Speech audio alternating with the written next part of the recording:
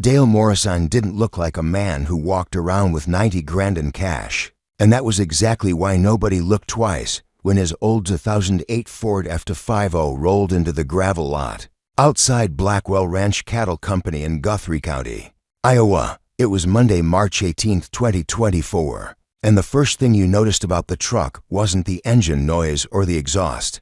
It was the way the paint had lost its shine years ago. The way one tail light was cracked. The way the whole thing carried that quiet, tired look of something that still worked even if it wasn't trying to impress anyone.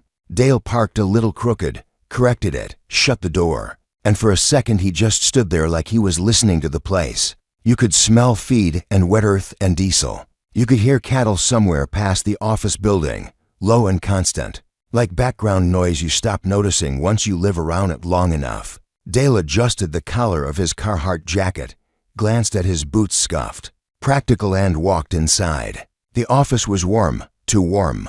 There was a faint smell of coffee that had been sitting on a burner too long. A receptionist's desk sat off to the side, but nobody was up front. Farther in, through an open doorway, sat Travis Blackwell behind a large desk that looked like it had been chosen to make people feel small without saying it out loud. Travis was 49, third-generation rancher, and his face had that confident set that comes from being the man in charge in the same place. For a long time, he had on a crisp white pearl snap shirt, jeans that looked new, and ostrich skin boots that were clean enough to reflect the overhead lights. If you stood at the right angle, behind him, the walls weren't decorated so much as curated, framed awards. A plaque that said Cattleman of the Year 2021. A photo of him holding a champion bull from 2019. Another photo with a couple of state politicians smiling like they were old friends. The office didn't say ranch, it said brand. Travis was looking at his computer when Dale stepped into the doorway. He didn't get up. He didn't smile, not fully. He glanced up once. Did the quickskin people do when they think they already know your whole story? The worn jacket, the plain gray t-shirt underneath, the work hands, the face that looked like it had been in the wind for most of its life. Travis's eyes flicked to the hallway behind Dale like he expected a partner, a banker, maybe a son. Nobody came in. Travis leaned back slightly, the tiniest shift that said he was in no rush. "Help you?" he asked. Polite enough, flat enough. Dale didn't move closer. He didn't hover either. He just stepped in, stopped at a comfortable distance from the desk, and looked Travis in the eye. "I want to buy 50 head of cattle today," Dale said. There was no flourish to it, no nervous laugh, no over-explaining. Just the sentence. Travis blinked once. The corners of his mouth twitched like he was deciding whether this was worth taking seriously. 50 head, he repeated, slower, like he was tasting the number. "You mean today?" Dale nodded. Today, Travis had heard plenty of people talk big in that office. Guys who watched one TikTok about ranching and decided they were investors now. Retirees with hobby farms who wanted a deal. Young men who wanted to look like they were building something, but really wanted to borrow against a dream. And it was always the same rhythm. They came in, they talked, they got wide-eyed at the numbers. They asked about payment plans. Travis had gotten good at spotting them early, mostly because he was busy and he didn't like wasting time. Dale looked like one of them. Not because Dale was young or naive, he was neither, but because Dale looked plain. Plain people didn't walk in and drop 90 grand without a word. Travis's mind did the math automatically, the way a rancher's mind does without meaning to. Quality Angus heifers were running around $17.50 a head in that range. Steers more depending on weight, mix, and condition. And 50 head meant you weren't talking about a few cattle. You were talking about a real check, a real transfer, the kind of sale that could cover a lot of spring expenses. Travis kept his voice light. 50 head is a significant purchase. You understand what that costs. Dale's eyes didn't shift. "I do." Travis folded his hands on the desk. "And you're paying cash?" Dale answered like it was the most normal thing in the world. "That's correct." Travis laughed. Not a big laugh. The kind you let out through your nose when something lands wrong. He was almost annoyed at the audacity of it. "Friend," he said, still smiling, "I appreciate the enthusiasm, but let's be realistic. 50 quality head runs 85, 90,000 depending on what you pick. Dale's expression didn't change. "I have the money," he said. Travis leaned back farther, the leather chair creaking just enough to be heard. "Uh-huh." He looked at Dale's jacket again, then down at his boots, then out the window at the truck sitting there like it had come to deliver fence posts. Travis had learned, over years, that people loved to perform confidence until they had to produce something concrete. "Do you have any experience running cattle?" Travis asked. Dale's answer was immediate. "No." That surprised Travis more than the money claim. "No," Dale repeated, like he wasn't embarrassed by it. "I'm starting." Travis couldn't help himself. "Starting with 50, Dale nodded. "Starting with 50. Travis lifted his palms a little, as if presenting the obvious. "Most folks start with 5, he said, "or 10, especially with no experience." Dale didn't argue. He didn't puff up. He just said, "I'm not most folks." That should have been the moment Travis paused and reconsidered. But people don't do that in real life. In real life, you follow your first assumption because it's comfortable, because it saves time, because your brain likes to be right. Travis's first assumption was simple. This man was about to waste his morning. Travis reached for what he thought was the gentle exit. "Tell you what," he said, tapping his desk lightly with a finger. "Why don't you go home, check your finances, maybe talk to a bank about a loan, and then come back when you're ready for a real conversation?" Dale listened. He didn't react like someone being insulted. He just waited until Travis finished speaking, like he was letting him use up the words. Then Dale reached into his jacket. Slow, not dramatic, but steady. Travis watched the movement with mild curiosity. Dale pulled out a thick envelope, the kind you don't carry unless you mean to. He set it down on Travis's desk without sliding it, without tossing it. Just placed it like he was putting down a tool. "That's 10,000 cash," Dale said. "Down payment." Travis stared at the envelope. His smile stayed on his face for half a second longer than it should have. Then it faded in a way he couldn't control. 10,000, Travis said, as if he needed to hear it out loud. Dale added, "I have the rest in my truck." A silence settled into the office. It wasn't the dramatic kind you get in movies. It was the real kind, the kind where someone's brain is racing, but their body is still. Travis picked up the envelope. It had weight. That alone did something to him. He opened it. He didn't need to count to know what it was, but he counted anyway, fast and practiced. $100 bills, clean, stacked. It came to exactly 10,000. Travis set the envelope down like it might bite him. He looked back up at Dale, and for the first time since Dale walked in, Travis actually looked. Not at the clothes, at the posture, at the calm, at the way Dale wasn't trying to convince him. Dale wasn't selling a story. He was buying cattle. Travis cleared his throat. "You're telling me you've got, what, 75, 80 more thousand in your truck?" Dale corrected him without attitude.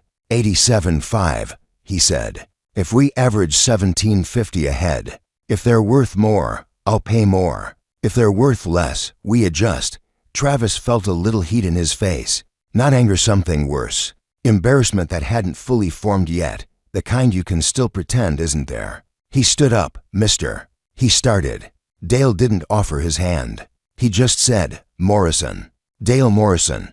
Travis nodded like the name meant something to him, even though it didn't. He gestured toward the waiting area without really looking. "Have a seat," he said, and Dale sat, not like a guest, but like a man waiting for paperwork to be done. Travis walked around the desk and out the front door. The air outside had a bite to it. He headed straight toward Dale's truck, trying to look casual even though his heart had picked up. He told himself he was just verifying, just being careful. Tire kickers were common. Scammers existed. But as he approached the passenger window, he saw it immediately, a large black bag sitting upright on the seat. The kind of bag you could carry to a gym. The zipper was closed.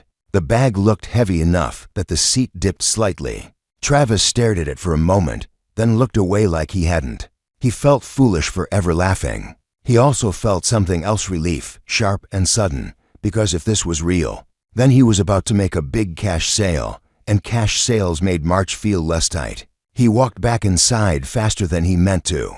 Dale looked up from his seat, expression neutral. Travis stopped in front of his desk and forced his voice into a different shape. a more respectful one. "Mr. Morrison," he said, "I owe you an apology for my tone. I get a lot of folks in here who talk big and don't have the means. You clearly—" Travis hesitated because saying it out loud felt strange. "You clearly have the means." Dale didn't smile. He didn't say, "It's fine." He just waited. Travis swallowed, nodded once, and switched gears the way business people do when they realize they misread a situation. "All right," Travis said. "Let's talk seriously." He sat down, clicked his mouse, pulled up inventory sheets. "I've got 68 head available right now," Travis said, eyes on the screen. "Mix of yearling heifers and steers. Mostly Angus, good genetics. A good portion from my own breeding program." Dale leaned forward a little, just enough to show attention.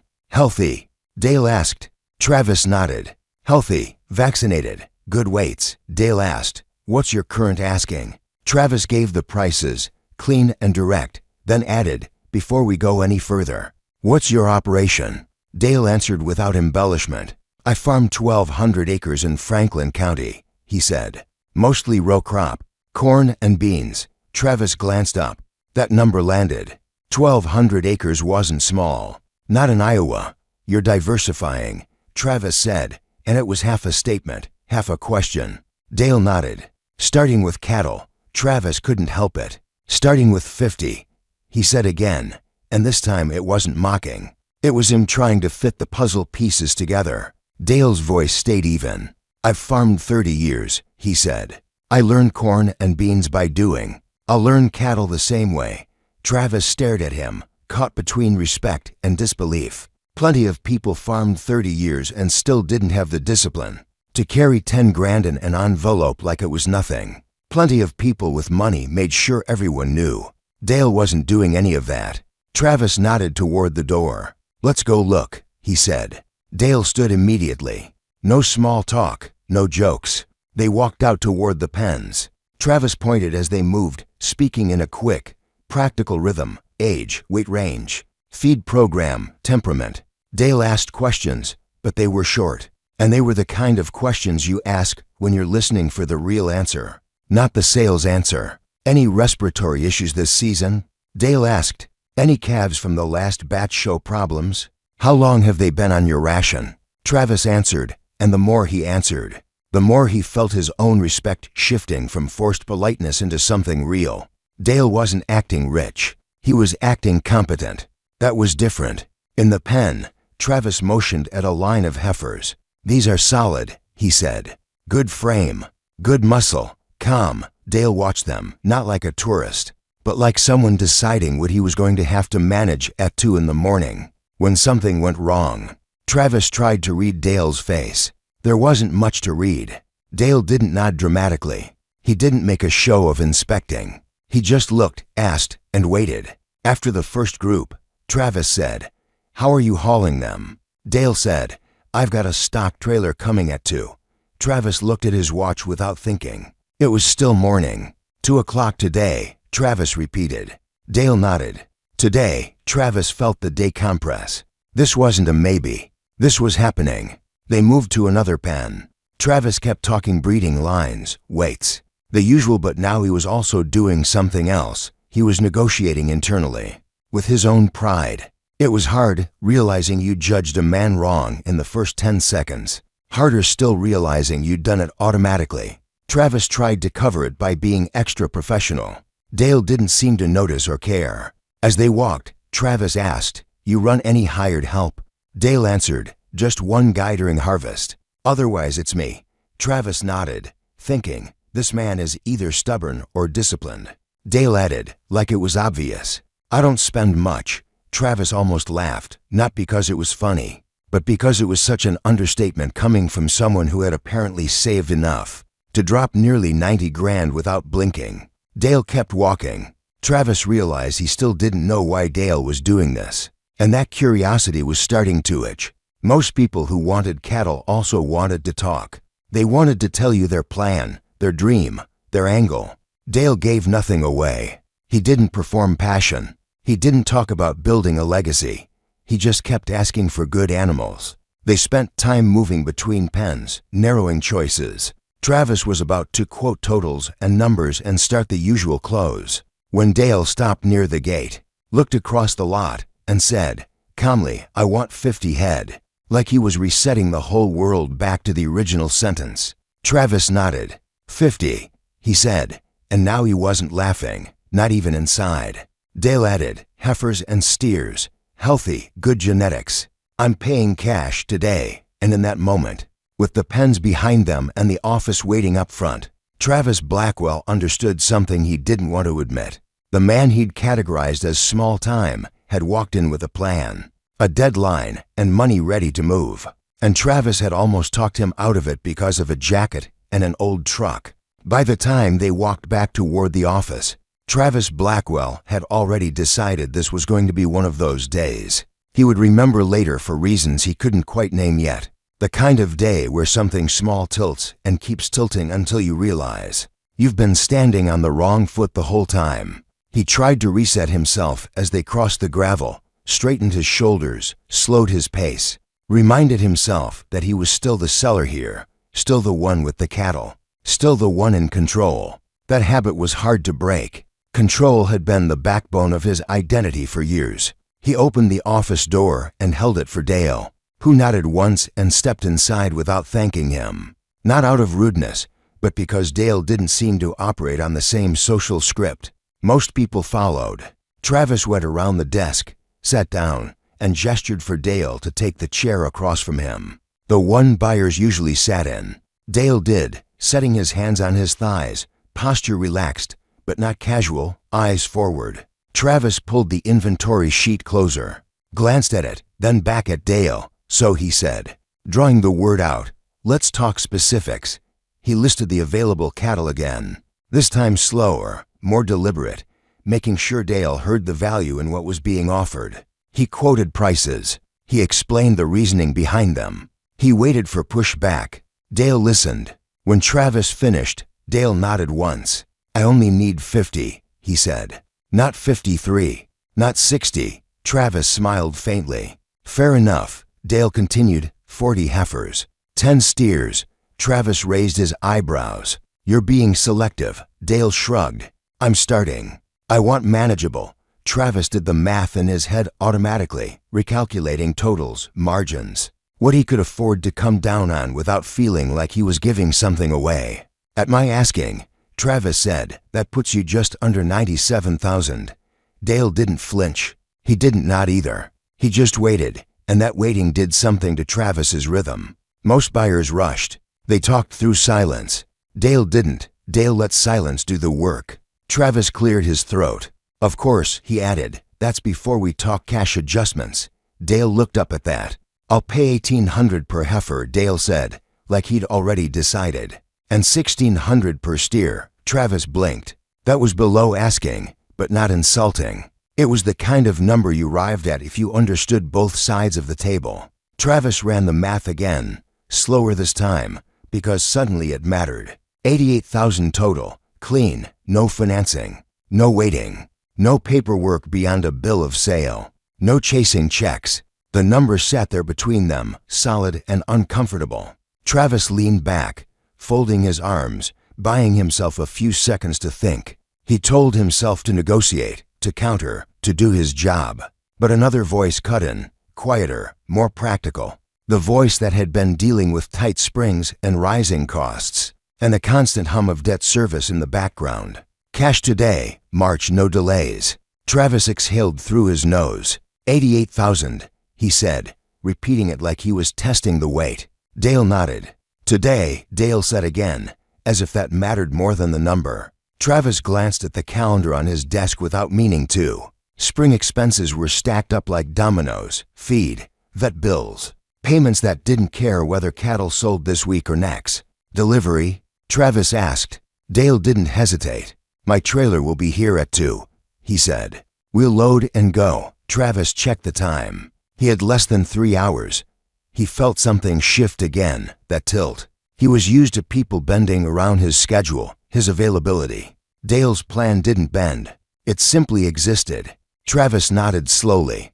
"All right," he said, and this time there was no doubt in his voice. "We've got a deal." He stood, extended his hand. Dale stood and shook it, firm, brief, no squeeze for emphasis. "I'll draw up the bill of sale," Travis said. "Take a seat." Dale sat again. Travis moved around the desk, but as he did, curiosity finally got the better of him. "Mind if I ask you something?" he said, half turning. Dale looked up. "Go ahead." Travis hesitated just long enough to make the question sound casual. "Where did you get this kind of cash?" Dale didn't smile. He didn't bristle. He answered like the question was obvious. "I saved it," he said. Travis paused. He laughed once, short, not unkind, but disbelieving. "Saved 88,000, he said. Dale corrected him without looking offended. "Saved more than that." Travis shook his head slightly, as if the idea itself didn't fit into the framework he used to understand people. "Farming?" he asked. Dale nodded. "Farming." Travis returned to his desk, pulled out paperwork, and started filling in names and numbers. But his mind wasn't fully on it anymore. He'd farmed his whole life. He knew what margins looked like. He knew how often money left faster than it came in. The idea that someone could quietly save that much, let alone more, without leveraging, without talking about it, didn't sit right. Travis told himself there had to be more to the story. Inheritance, a land sale, something. But Dale didn't volunteer anything else, and Travis didn't push. When the paperwork was ready, Travis slid it across the desk. Dale read it carefully, line by line. Not like someone hunting for tricks, but like someone who took responsibility seriously. He signed. Travis signed. Then Dale stood. "I'll get the money," he said. He didn't ask where to put it. He didn't ask for privacy. He simply walked out. Travis watched him go, a strange mix of anticipation and unease settling in his chest. He told himself he'd already seen enough to know the money was real, but his pulse picked up anyway. There was something about moments like this when a claim was about to become undeniable that made even confident men nervous. Travis heard the door open and close again. Dale returned carrying the black bag. He didn't swing it. He didn't hug it to his chest. He set it on the desk and unzipped it with one smooth motion. Inside were stacks of $100 bills, banded, orderly, the kind of neat that only comes from intention. Travis felt his throat tighten before he could stop it. Dale reached in and began counting, not fast, not slow, just steady, stacking bills on the desk in clean piles. 10,000, 20, 40, 60. Travis watched, unable to look away. Not because he'd never seen cash before, but because he'd never seen it presented like this.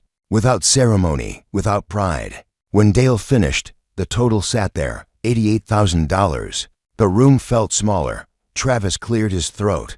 "Everything looks good," he said, because that was the professional thing to say, even though what he meant was something else entirely. Dale zipped the bag, stood, and nodded. "Trailer'll be here at 2, he said. "I'll help load." Travis nodded back, still trying to realign his internal map of the situation. As Dale turned to leave, Travis spoke before he could stop himself. "Mr. Morrison," he said. Dale paused, looked back. Travis chose his words carefully. "I misjudged you earlier." Dale studied him for a moment, not searching, not smug. Then he said, "That happens," and walked out. The door closed softly behind him. Travis sat alone in the office with the cash on his desk and the sudden, uncomfortable awareness that the man who'd just walked out hadn't needed to prove anything to him at all, and that realization, more than the money, made his stomach twist in a way he couldn't quite shake. By the time the trailer pulled into the yard a little before 2, Travis Blackwell had already replayed the morning in his head more times than he cared to admit, each replay sharpening the same uncomfortable truth. None of what mattered had been visible when Dale Morrison first walked through the door. The cattle hands noticed it too, even if they didn't say it outright.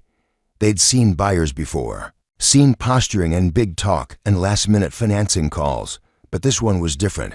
Dale stepped out of the truck when the trailer arrived, nodded to the driver, and went straight to work like loading 50 head was just another task on a list he'd already cleared space for. Travis stood off to the side at first, arms crossed, watching his own operation move at someone else's pace. Dale didn't rush, But he didn't waste motion either. He asked short questions, answered shorter ones, and paid attention in a way that told Travis this wasn't a one-off impulse buy. This was someone building something slowly, deliberately, without announcing it. As cattle moved through the chute, Travis found himself explaining things he hadn't planned to explain, offering tips without being asked, not out of salesmanship, but out of a strange need to be useful again in a conversation he'd started from the wrong position. Dale listened. When he disagreed, he didn't argue. He simply said, "I'll figure that part out," and moved on. There was no defensiveness in it, no challenge. It was confidence without volume. And that unsettled Travis more than arrogance ever could. When the last gate closed and the trailer door latched, Dale wiped his hands on his jeans and checked his watch. "Appreciate it," he said. Travis nodded. "If you have questions," he started, then stopped himself because Dale didn't look like someone who asked questions casually. "You know where I am," Travis finished. Dale nodded once, climbed into his truck, and drove out of the yard the same way he'd come in, without drama, without looking back. The gravel settled, the noise faded, and Travis was left standing there with a pen that felt emptier than it should have, not because of the cattle gone, but because of the certainty that had quietly left with them. That evening, Travis told his wife about the sale over dinner, starting with the numbers, because that was the safe way in. 50 head, he said. "Cash." She looked up from her plate. "Cash," he nodded. "Guy paid $88,000 on the spot." She waited, sensing there was more. Travis hesitated, then added, "Didn't look like it though." That got her attention.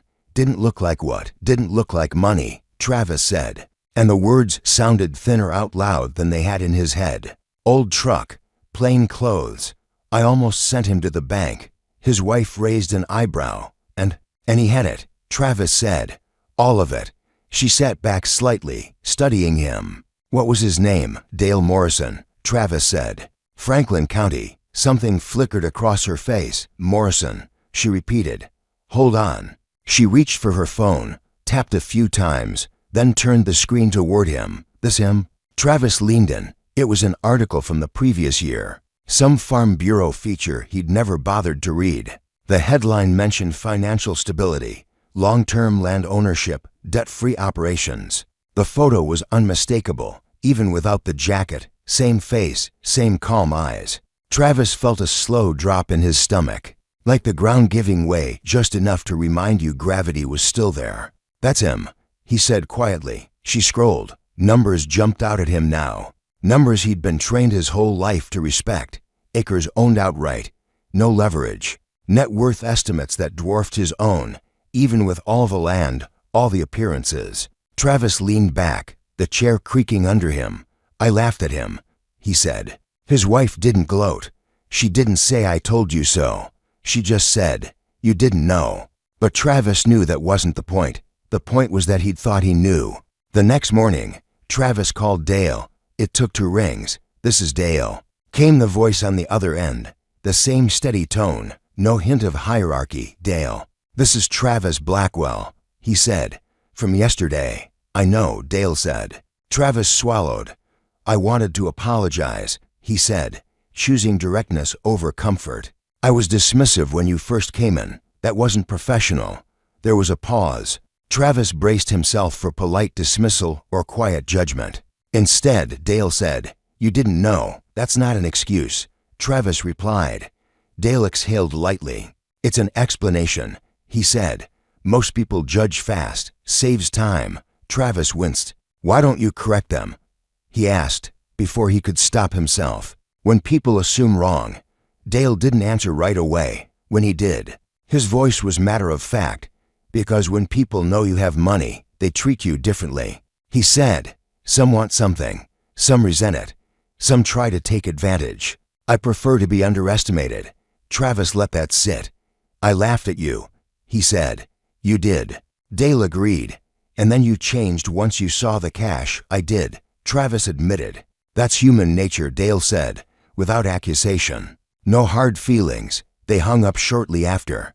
But the conversation stayed with Travis longer than any deal he'd closed in years. 3 months later, Dale was back. Same truck, Same clothes. Same calm. This time, Travis didn't hesitate. "Good to see you," he said, meaning it. Dale nodded. "I need another 50, he said. "Same deal." Travis smiled, but not the old smile, not the performative one. This one was simpler. "I've got you," he said. The second sale went faster. No doubt, no missteps, just business. As they loaded cattle again, Travis found himself asking questions, not about money, but about method. "How did you build it?" he asked, finally. Dale looked at him for a long moment, then shrugged. "Slow," he said. That answer wasn't enough, and they both knew it. Later, over coffee, Dale filled in the gaps, not as a lecture, but as a timeline. First land bought young. Debt paid off early. Expansion delayed while everyone else rushed. Cash saved quietly. No lifestyle upgrades to match income spikes. No interest in looking successful. Travis listened, uncomfortable and fascinated, because every choice Dale described had a mirror image in his own past, and the mirrors didn't flatter him. Travis had expanded fast, borrowed when money was cheap, upgraded equipment when land values rose, built an image because that was what success looked like from the outside. He'd never thought of himself as reckless, but sitting there listening, he realized how much of his decision-making had been driven by fear of looking small. Dale didn't judge him for it. That made it worse and better at the same time. Over the next months, their conversations continued. Not constantly, not dramatically, just enough. Dale learned cattle, made mistakes, fixed them. Travis gave advice, and for the first time in a long while, it felt like his experience was worth more than his balance sheet. One evening, after a long day, Travis admitted something he'd never said out loud to anyone outside his family. "I look successful," he said, staring into his coffee, "but I'm carrying more debt than I like to think about." Dale nodded. "Most people are," he said. "They just don't say it." "I feel trapped by it," Travis said. Dale didn't rush to reassure him. "Debt does that," he said, "especially when it's tied to identity." That sentence landed hard. Travis had built his identity around growth, scale, recognition. He'd confused movement with progress. Dale hadn't. Dale had built quietly, privately, almost invisibly, and the realization that the man he'd laughed at had been operating on a completely different definition of success all along didn't just sting. It rewired something. Travis started noticing things he'd ignored before. The farmers at the co-op in worn jackets who paid cash without fuss. The men driving new trucks who flinched at interest rate talk. Appearances, he realized, were loud. Stability was quiet. And once he'd seen it, he couldn't unsee it. The shift didn't happen all at once, and that was the part that bothered Travis the most. There was no single moment where he could point and say, "That's when I changed." It happened quietly, in the background of normal days. The way habits form and break without ceremony. He started noticing how often he reached for things that didn't actually solve problems. New equipment when the old was still serviceable. Upgrades that looked impressive, but didn't add much to the bottom line. Decisions made less because they were necessary and more because they felt expected. After meeting Dale, those decisions began to feel heavier. Like each one carried a question he couldn't ignore anymore. Why am I doing this? Who am I trying to convince? When Dale came by again later that summer, it wasn't to buy cattle. He just stopped in. No call ahead, no agenda. Travis found him leaning against the fence near the pens, watching the herd like he was studying behavior rather than value.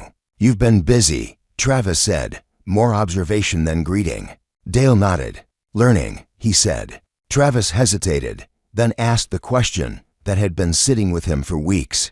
"Does it ever bother you," he said, "that people think you're small time?" Dale thought about it. "Sometimes," he said. "Mostly it makes things easier." Travis frowned. "Easier how?" Dale shrugged. "No pressure to perform," he said. "No one expects anything. You get to move at your own pace." That sentence stuck with Travis longer than he expected. Perform. That was the word he'd never used out loud. His life had become a performance, one upgrade at a time, one visible success marker after another. When Dale left that day, Travis walked back to the office and sat at his desk longer than usual. Not working, just thinking. The numbers hadn't changed. The debt hadn't disappeared, but something fundamental had cracked, the idea that he had to keep up appearances to stay relevant. He didn't make drastic moves at first. He made small ones. When his truck lease came up, he didn't renew it automatically. He ran the numbers, felt the familiar pull of wanting the newest model, the cleanest image, then thought of Dale climbing out of that old Ford without a trace of apology. Travis bought a used truck instead, paid cash. The decision felt wrong for a week, like wearing someone else's clothes. Then it felt fine. Then it felt relieving. He stopped replacing equipment just because the payments fit. He delayed an office renovation he'd been planning, the kind designed more for impression than function. These weren't dramatic sacrifices. They were quiet refusals, and they added up. One evening, after a long day, Travis sat at his kitchen table with his wife and admitted something he'd been avoiding. "I've been chasing how things look," he said. She looked at him carefully. "I know," she said. There was no accusation in it, just relief that he'd finally said it. Around the same time, the calls from younger ranchers started. They'd heard about the guy who walked in and bought cattle with cash. They wanted to know who he was, what he did, how he'd pulled it off. Dale didn't market himself. He didn't host seminars, but he answered questions when asked, the same way he answered everything, directly, without gloss. "Live below what you make," he'd say. "Don't borrow to look successful. Expand slower than you think you should." Some listened. Some nodded and ignored it. Travis watched these conversations with a strange mix of admiration and regret, because he recognized how many years it had taken him to hear the same message. Late that fall, after a particularly long week, Dale invited Travis out to his place. It wasn't impressive. That was the point. Modest house, functional barns, nothing wasted. They sat at a small table and talked about cattle, about weather, about the kind of mistakes you only make when you're learning something new on purpose. Then Travis surprised himself by saying, "I'm tired." Dale didn't pretend not to hear the weight in that word. "Of what?" he asked. Travis exhaled. "Of keeping everything propped up," he said. "Of payments. Of trying to be the biggest." Dale nodded slowly. "That'll do it," he said. There was a pause. Then Dale said something Travis hadn't expected. "You've got a good operation," he said. "You just built it in a way that trapped you." Travis stared at his hands. "I don't know how to undo it," he said. Dale didn't sugarcoat his answer. "You can't undo it," he said. "But you can stop adding to it." They talked late, not like mentor and student, but like two men comparing notes after taking very different paths to the same crossroads. Dale didn't tell Travis what to do. He didn't need to. He simply described what not borrowing had given him: time, flexibility, the ability to say no. Travis realized how foreign those concepts had become. Winter came, then spring again. Travis kept making small changes, each one chipping away at the image he'd built and the debt tied to it. He tracked his savings for the first time in years, not just revenue, and the numbers surprised him. Progress felt slow, but it was real. Then, one afternoon in early winter, Dale called with a tone Travis hadn't heard before. "I want to talk," Dale said. In person, they met in the office, the same one where it had all started, though it felt different now. Less like a stage, more like a workspace. Dale didn't sit right away. He stood near the desk, hands in his jacket pockets. "I've been thinking," he said. Travis nodded, bracing himself. "About what?" Dale met his eyes. "About your situation," he said. "About mine." Travis waited. Dale continued. "You taught me cattle," he said. "Saved me years of mistakes. That's worth something." Travis started to wave it off, but Dale held up a hand. "Let me finish," he said. Travis did. "You're carrying debt that's holding you back," Dale said. "I've got capital that's doing nothing but sitting." Travis felt his chest tighten. "What are you saying?" Dale took a breath. "I want to make you an offer," he said. "Not on cattle, on land." Travis's mind raced ahead of him. Sale, loss, giving up ground. His identity flared, defensive. Dale saw it and spoke before Travis could interrupt. "Not all of it," he said.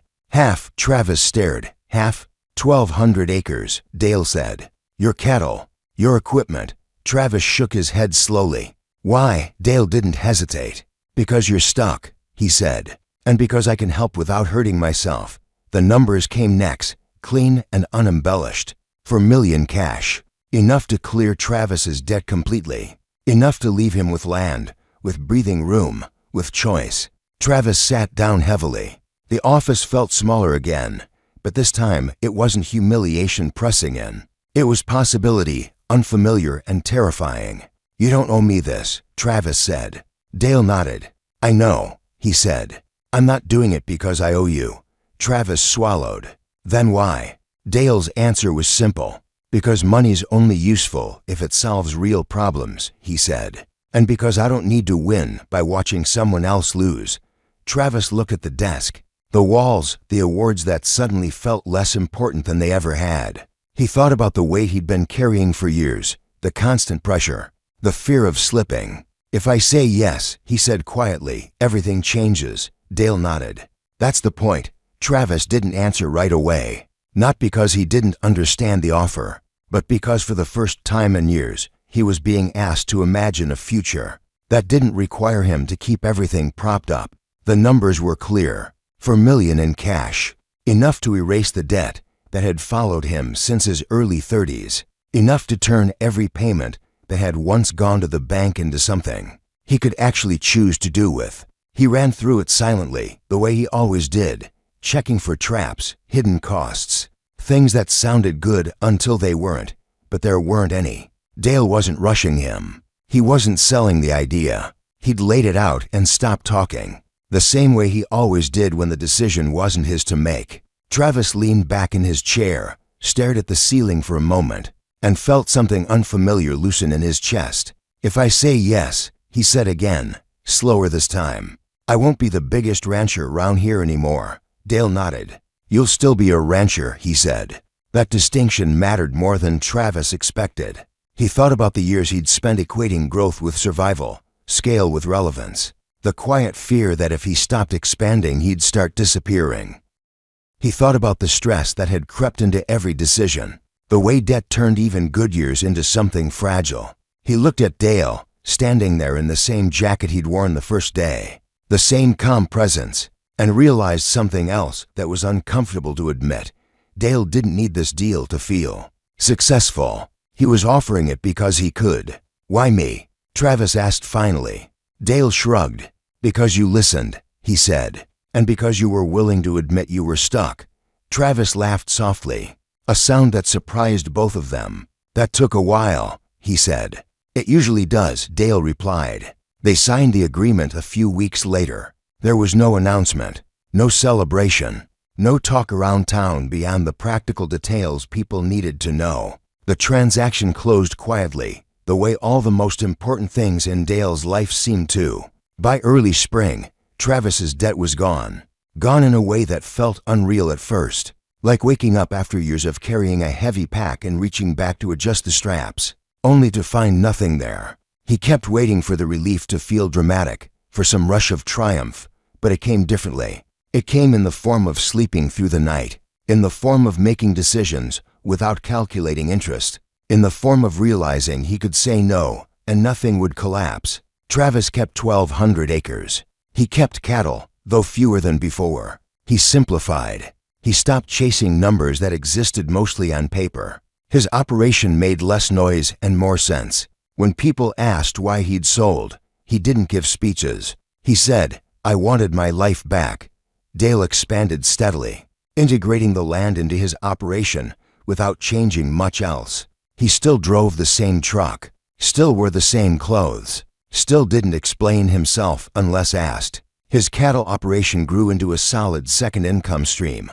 Not explosive, not flashy, just reliable. More importantly, it gave him something he hadn't realized he'd been missing: connection. Conversations at auctions, coffee with other ranchers, shared problems, shared solutions. His father's words stayed with him, not as regret, but as a reminder. Money was useful, but it wasn't the point. One afternoon, months later, Travis and Dale stood by the fence watching cattle move across a pasture that now felt quieter, in all the right ways. "You know," Travis said, "if you'd walked in here that first day wearing a suit and driving a new truck, I probably would have treated you better." Dale nodded. "Probably," he said. and I probably wouldn't have learned anything from you." Travis smiled at that, not because it was clever, but because it was true. The irony settled in slowly. The man he'd laughed at for looking poor had been the wealthiest person in the room. The man who'd looked successful had been the one barely holding things together. Appearances hadn't just been misleading. They'd been expensive. Over time, the story made its way around, the way these things do, stripped of detail, reshaped by retelling. Some people focused on the cash, some on the land, some on the lesson. Dale never corrected them. Travis didn't either. The truth didn't need defending. It lived in the choices they made afterward. By the end of the year, Dale was doing well, not just on paper, but in ways that were harder to quantify. Travis was lighter, steadier, no longer measuring himself against everyone else. And somewhere in that quiet outcome was the real point, the one nobody could put on a plaque or hang on a wall. Wealth didn't announce itself, and success didn't need an audience. The richest person in the room might be the one saying the least, driving the oldest truck, moving at his own pace, unconcerned with being mistaken for something smaller than he was. And sometimes, the moment that changes everything doesn't look like a victory at all. Sometimes it looks like a man walking into an office, asking for 50 head of cattle, and letting everyone else reveal what they think matters most.